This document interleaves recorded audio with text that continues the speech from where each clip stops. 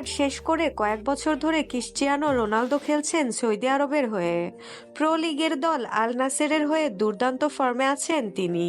এরই মধ্যে পর্তুগিজ মহাতারকাকে নিয়ে চমকপ্রদ এক তথ্য দিয়েছেন রোনালদোর সাবেক আল নাসের সতীর্থ গোলকিপার ওয়ালিদ আবদুল্লাহ।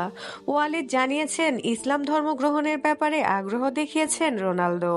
সৌদি আরবের এক টিভি প্রোগ্রামে ওয়ালিদ বলেন, রোনালদো সত্যি ইসলাম ধর্ম গ্রহণ করতে চান।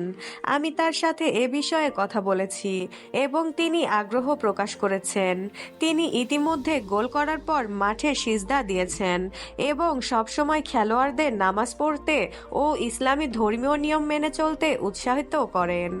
আল নাসেরে তার মুসলিম সতীর্থরা যেন ঠিকমতো ইবাদত করতে পারে সে বিষয়ে রোনালদো খেয়াল রাখেন জানিয়ে ওয়ালিদ আরও বলেন, যখন অনুশীলনের সময় আজানের ধ্বনি শোনা যায়, রোনালদো কোচকে সেশন থামানোর অনুরোধ করেন যতক্ষণ পর্যন্ত নামাজ শেষ না হয়।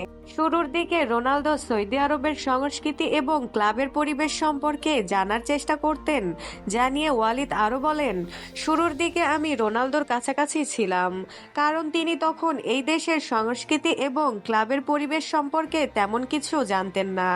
তিনি অনেক কিছু জানার চেষ্টা করতেন। রোনালদোর সাবেক রিয়াল মাদ্রিদ সতীর্থ মেসুত ওয়াজিল এবং করিম বেনজামাও ইসলাম ধর্মের অনুসারী।